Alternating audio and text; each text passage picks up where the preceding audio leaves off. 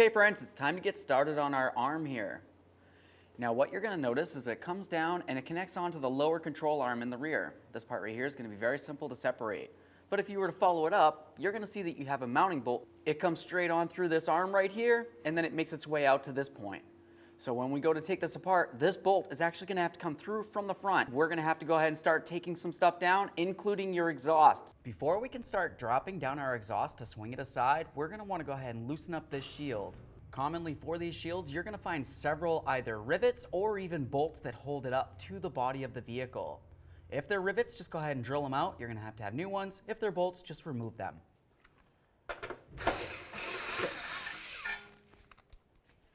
Now once that's down far enough, you should be able to start lowering the exhaust. Now we can make our way back here. I'm just going to put a support underneath the exhaust. Once you have that under there, let's make our way back to the tailpipe. Now we're going to move to the rear of the vehicle to the muffler where the tailpipe is. There should be a metal mount that goes into a rubber bushing. Go ahead and carefully get in between that area and pry. As you can tell, ours is already broken, so just assume that this is removed, and now we can follow this way. And you can see our other two mounts for back here. We're going to go ahead and remove both of these bushings as well.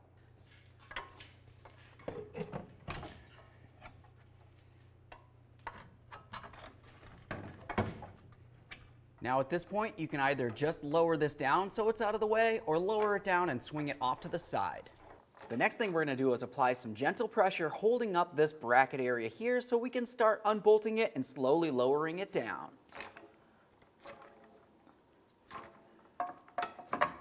Now let's make our way in front of each of the wheels so we can start removing this right here. You're going to find three 15mm headed bolts that will fully remove. And then in the center of it, you're going to have an 18mm headed bolt. For this one, we're going to go ahead and take it out all the way so we can inspect the threads, and then we're going to put it in a few good threads, maybe approximately 5, but keeping it loose.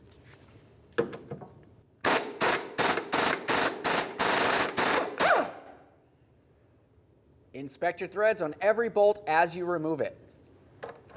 Let's use our 18mm.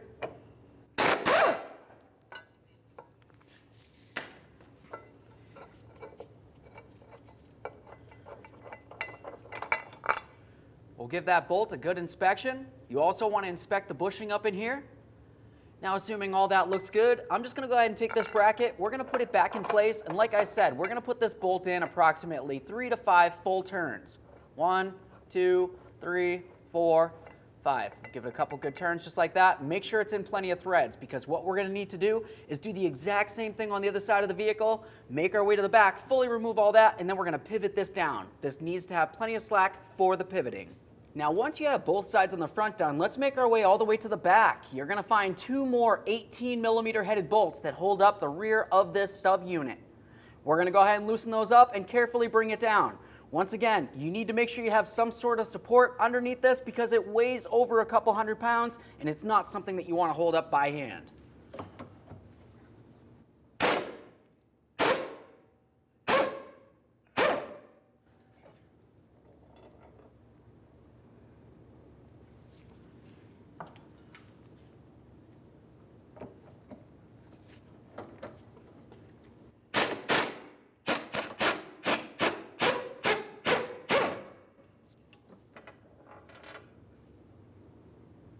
Before you can continue on by lowering down the rest of the subunit, let's follow these arms down to where they connect onto the lower control arm.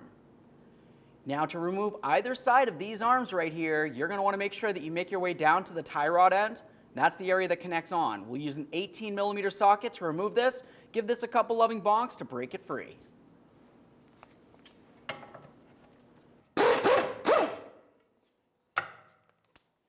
Now let's follow this up towards the center. This area right here is considered your alignment cam, so you're going to want to pay attention to the exact place of where it's located now. Typically what I do is I just go ahead and mark this. So I'm going to use a crayon, and you can pick wherever you want, make a line on the alignment cam and someplace on the subframe that lines up with it. It's super important to try to put this back to where you got it from. That's going to help the alignment professional in the end. Once you have it marked, go ahead and remove this 18mm headed nut.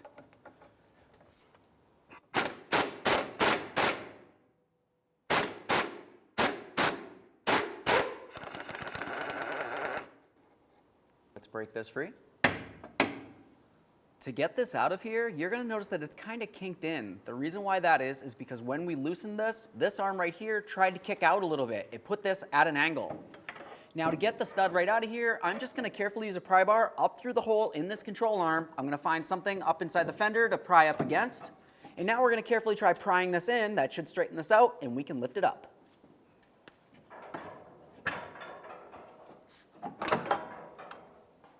Right in the center right here, we're going to continue on driving this bolt through a little bit. Keep in mind that it will go through heading towards that fuel tank. You don't want to damage your plastic fuel tank. As we start driving it through, you're going to notice this cam right here is going to want to come off. Once it does, give it a quick inspection, make sure it's good to go.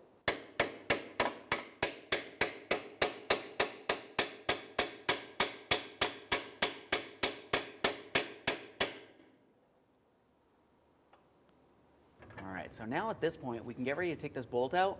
Before we do that, let's carefully start bringing this down to gain a little bit of access from the front side of this.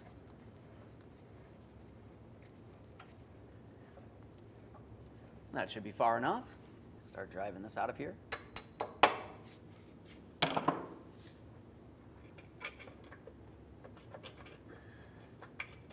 Sometimes you just have to spin it to get the cam out of there. We'll give that a quick inspection. Set this aside. All right, let's go ahead and lift this up and out of here. Now we can give this a little wiggle and pull it down from this area. There it is, friends. Before we can install our arm, let's go ahead and clean up the threads on all of our mounting bolts. Okay, friends, now it's time to install our brand new part. Let's take this. We're going to get it in position up inside the subframe here. Let's get that hole lined up so it's fairly centered. Now we can take our mounting bolt with the cam, come through from the front, and we're going to put it in. You want to make sure you have the top part of the cam facing up along the top, essentially just like this, except from the front.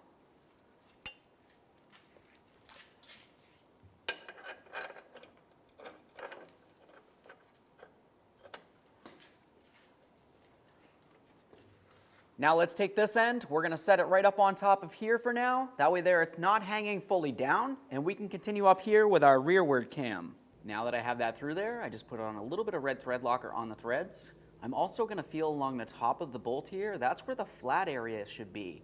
If for some reason the flat area is facing off to the side or even the bottom, you know that the cam that's located on the front isn't in the proper position. Because if you were to look at the rearward cam, you can tell that it's not a perfect circle. It has a little line or a straight edge going across the top. Now I'll just slide this right on the bolt. And hold it from the front so it doesn't slide through. Once again, we're lining up our yellow dots. This is super important. Now we can take our nut, we'll put it right on there.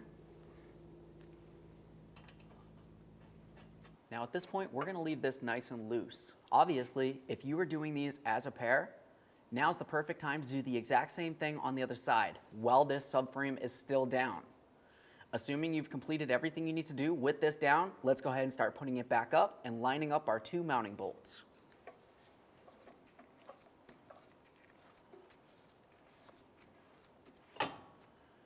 Keep that loose so you can maneuver it around a little bit.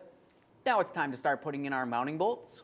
So slide it right up in there. If it doesn't seem like it's lined up, just carefully use a pry bar. You should be able to maneuver things around until it does.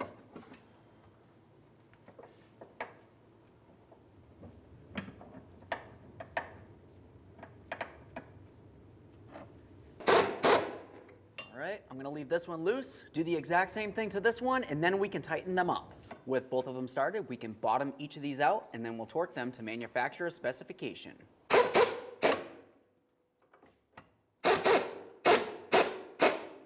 Now we're going to wait on torquing those rearward bolts and make our way up to the front. We need to make sure that all of this is started in as well and bottomed out so we can get to torquing all of the larger bolts at the same time. Get this side together, do the same on the other side, then we can bottom it out.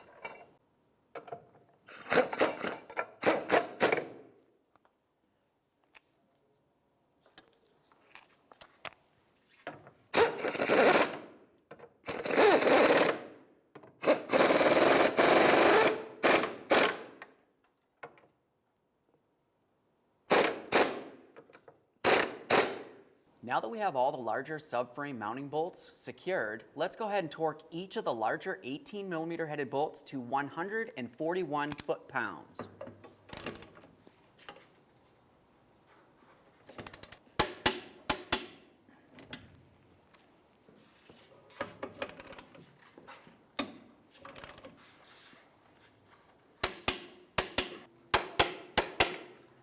Now let's make our way back over to that control arm. We're going to apply some pressure lifting this up, essentially to make it so the vehicle is in essentially ride height position with the lower control arm. So if this was sitting on the ground, the lower control arm would actually be a little bit up closer to that body. So I'm going to apply pressure. We can put this arm down in here and we can start tightening things up. All right. Make sure this is set down in place. And now we can find our way to the center and snug up our mounting nut.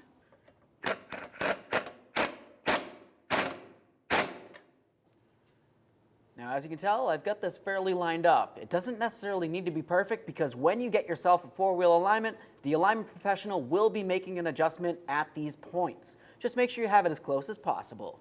Let's torque this to 70 foot-pounds. This out of here. Now we'll do the exact same thing on the other side. Now at this point, we can pull this down into position. We'll grab our nut, start it right on here, a couple good threads. Now we can tighten this up. Once we snug it up, we'll torque this to 36 foot-pounds.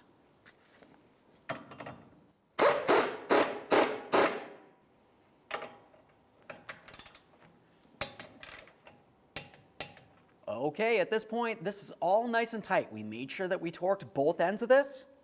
We can make our way under here and go ahead and remove the support from under this. Now we can lower the wheel down and then take it for a road test down to your local alignment shop.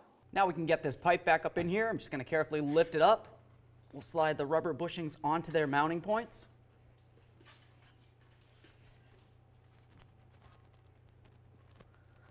There's that. Do the same thing on the tailpipe. Now we can put that shield back on. Make sure all of your bolts are tight or it's riveted in place.